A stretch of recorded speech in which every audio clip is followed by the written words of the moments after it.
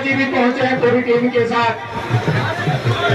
भाई दीपेंद्र हुड्डा जी हमारे बीच पहुंचे हैं। सभी से अनुरोध है कि तालियां बजा करके जोरदार तालियां और नारे दिल्ली तक सुनाई देने चाहिए। सभी से अनुरोध है, भाई दीपेंद्र हुड्डा की, भाई दीपेंद्र हुड्डा की, वीर सिंह का बनाए। तालियां बंद नहीं होनी चाहिए, 10 मिनट तक लगातार तालियां बजनी चाहिए। ये इस साइड से कम तालियां बज रही है, इनसे हाथ जोड़कर अनुरोध है, तालियां बजाएं।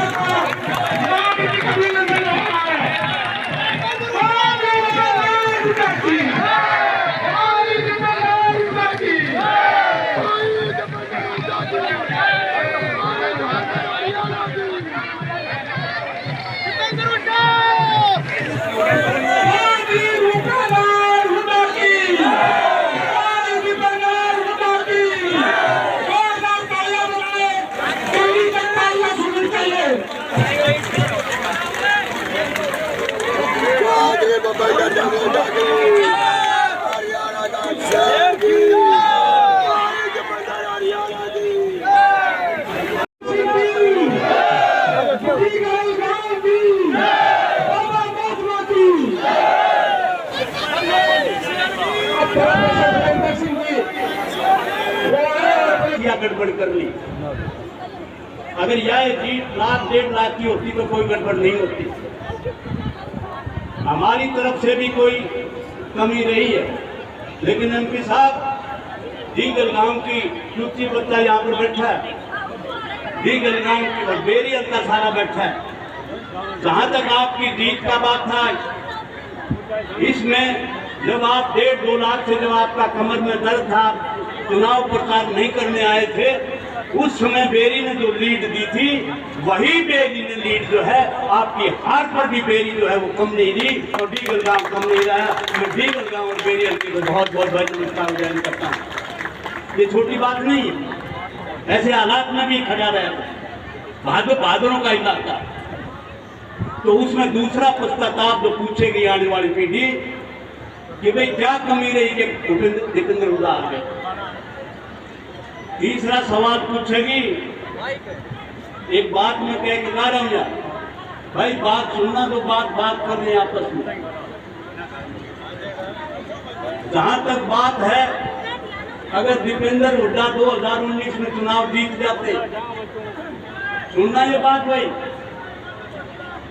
अगर 2019 में चुनाव जीत जाते तो लोकसभा में राहुल गांधी के साथ वाली सीट पर बैठते,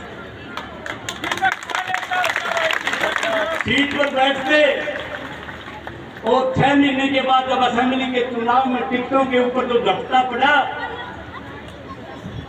वो झपटा नहीं पड़ने देते, पूरी टिकटें मिलती और 2019 की जीत को लेकर अपनी छाती देकर और शेर पूरे हरियाणा में अगर प्रचार करता जीतने के बाद तो 50 सीट हमारी आती, भूपेंद्र हुड्डा मुख्यमंत्री होते, मुख्यमंत्री जिसकी हार और जीत से ये निकली आने वाली पीढ़ी इस बात में, तो वो ये बात बताएंगे। तो उस बात को लेकर प्रोत्साहन कह रहे तो वो तो हमें पता था, हमने भी पता था, सब लोगों ने पता था, लेकिन दीपेंद्र हुड्डा के इशारे पर लोग वापिस आ गए। मारकाट होती साहब, टेलीफोन का जमाना है, 15 मिनट में लाखों आदमी इकट्ठे हो जाते हैं लोग के अंदर। चलो, तो अब बात ये है भाई, अब जो बात आई है, आज उन्नाव की 36 बिरादरी की सरदारी के सामने और बेरी हल्के की पूरी जागरूक टीम, क्या 49 के कामों से लगा रहे हैं। इनकी नीम है कि भाई 2024 का जब चुनाव आए तो उस चुनाव में हमने राजनीति नहीं करनी, ना किसी की बुराई ना कर। 36 बरादरी पंचायत घर में इकट्ठी हो और 36 बरादरी आपस में हाथ जोड़ कर इकट्ठी हो कि भाई एक बार हमारा साथ दे दो, आपके दीपेंद्र हुड्डा का साथ दे दो। और अगर ये फैसला हो गया तो दीपेंद्र हुड्डा जो है बेरी हल्के से कम 70 और 75 हजार से जीतने का काम करेगा। भाई 70-75 हजार का मतलब है इस देश में रिकॉर्ड टूटेगा। 6 लाख से ऊपर अगर जीत हुई रिकॉर्ड टूटेगा देश का। और बेरी हल्के की जिम्मेवारी जो है एमपी साहब, बेरी हल्के की 36 बरादरी आपके सामने बैठी है, आपके साथ और समर्थन के लिए खड़ी और प्रतिज्ञा करती है, हाथ खड़ा करके आपको आश्वासन दिलाती है कि भाई बेरी हल्के की 36 बरादरी। तो भाई इसके साथ भाई सारे साथी कह भाई तन मन और धन से। तो भाई आपका बहुत बहुत धन्यवाद। आपने जो अगले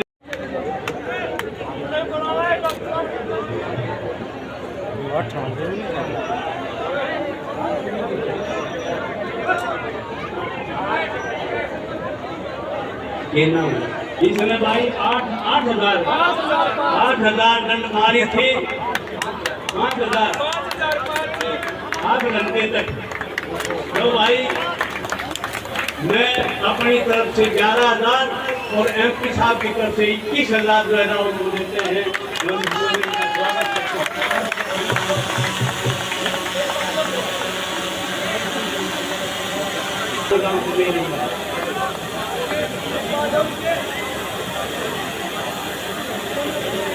ये राव इब्राहिम लानिया का स्वागत एक बार जोरदार तालियां बजा करके। और अब हम सब के अजीज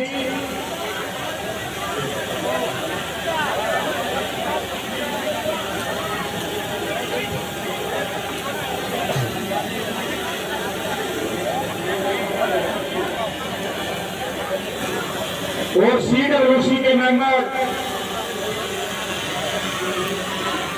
अब मैं निवेदन करूंगा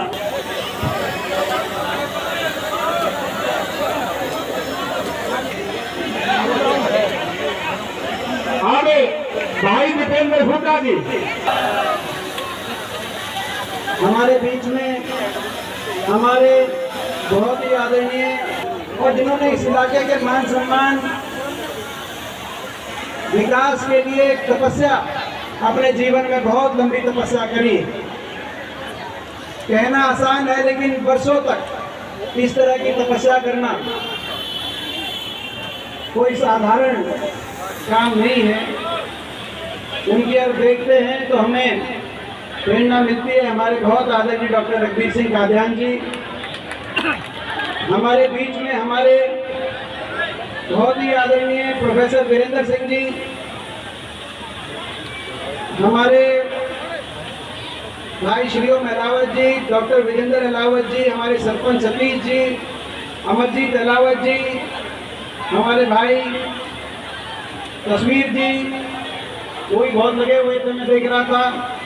हमारे जिला पार्षद भाई कोट जी, हमारे भाई भोलू जी जिला पार्षद, जयवीर अलावत जी, वाइस चेयरमैन ब्लॉक समिति जय सिंह अलावत जी, हमारे प्रधान जी अशोक मैना जी, कुलदीप अलावत जी, मांगे हमारे पूर्व सरपंच, हंसा जी पूर्व सरपंच, मथर जी पूर्व सरपंच, भुल्लू जी पूर्व सरपंच, वीरेंद्र, हमारे बहुत से विजय अलावत जी जो मंच का संचालन कर रहे हैं, अंगद पहलवान जी, नवीन जी, कुलबीर जी हमारे युवा कांग्रेस के जो प्रधान हैं, हमारे भाई रवि जी, जो हमारे बहुत से, मैं एक का नाम नहीं ले रहा क्योंकि ये जो लिख के नाम आगे मैंने वो सारे पढ़ दिए, लेकिन क्योंकि जो है मैं सबको जानता हूँ, मैं जिस सबको जानता हूँ, और इसीलिए किसी का अगर नाम नहीं लिख के आया हो, अगर नहीं ले पाया हूँ, उससे मैं कोई आप जो है, क्योंकि सारे मेरे लिए अपना परिवार है, मेरा घर है, कोई इसमें मेरे लिए कोई फर्क नहीं, मेरा अपना गांव है, मेरा अपना हल्का है।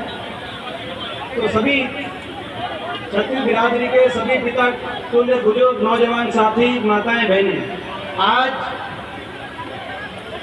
दीगर गांव में हम पहुंचे, बेरी हल्के के अलग अलग पूरे इस इलाके के दीगर गांव के और पूरे हल्के के छत्तीस बिरादरी के बड़े बुजुर्गों ने जो आशीर्वाद दिया, नौजवान साथियों ने जो हौसला बढ़ाया, मैं आप सबका बहुत बहुत धन्यवाद करना चाहता हूँ।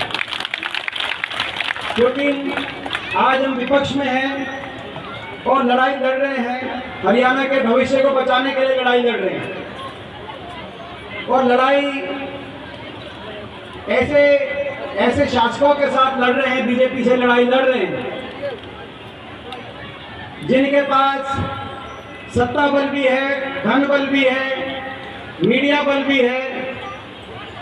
दिल्ली में भी इनकी सरकार है, चंडीगढ़ में भी इनकी सरकार है, मुख्यमंत्री भी है, उप मुख्यमंत्री भी है, बीजेपी भी है, जेजेपी भी है, साम दाम दंड भेद की राजनीति भी है। और इनसे मुकाबला करने के लिए अगर हमारे पास कुछ है तो आपका आशीर्वाद है और आपका दिया हुआ हौसला है जो आज आपने दिया, और इसी आशीर्वाद से लड़ाई लड़ रहे हैं। और लड़ाई इसीलिए लड़ रही है क्योंकि इस सरकार ने वो काम नहीं किए जो करने चाहिए थे। 9-9.5 साल पहले बड़े बहुमत के साथ केंद्र में और प्रदेश में बीजेपी को आपने बिठाया।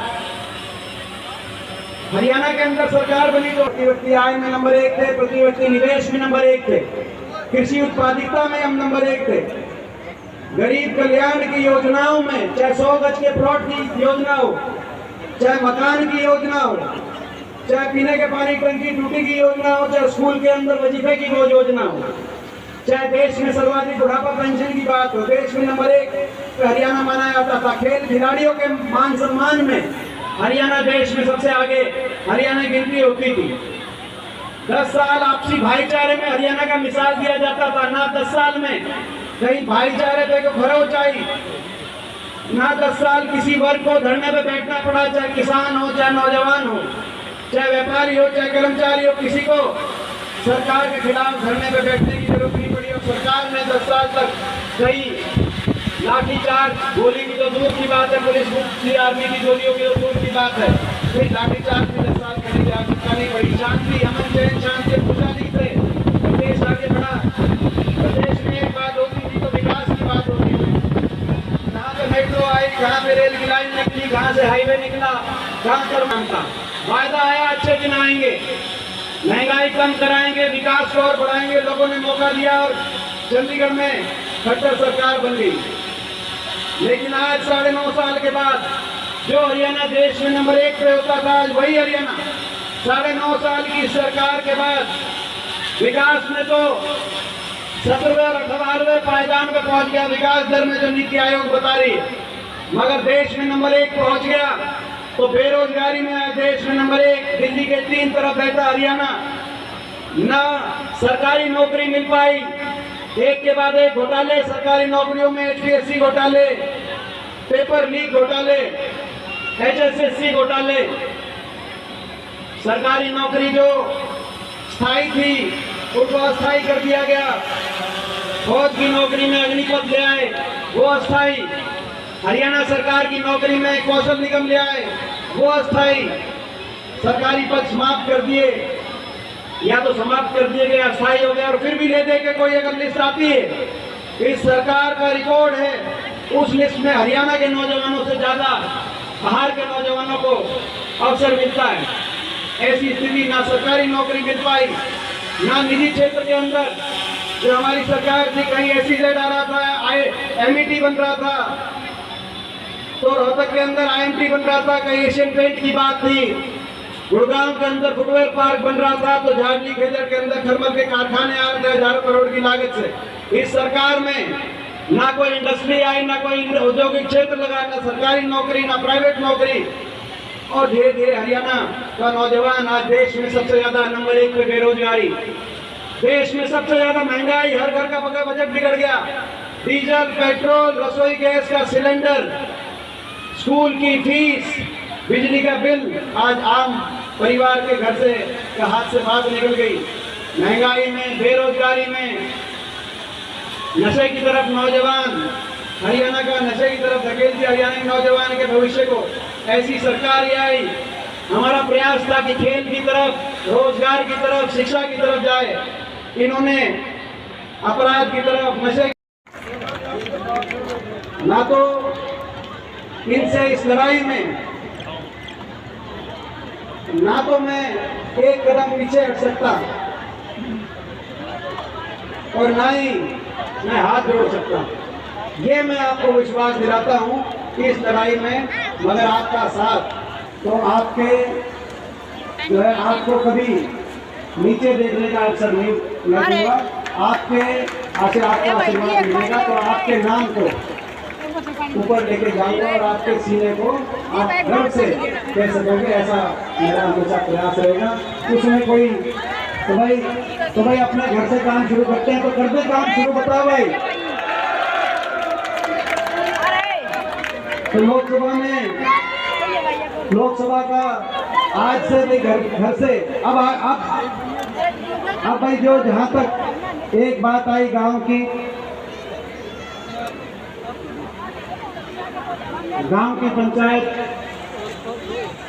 की पंचायत मिली और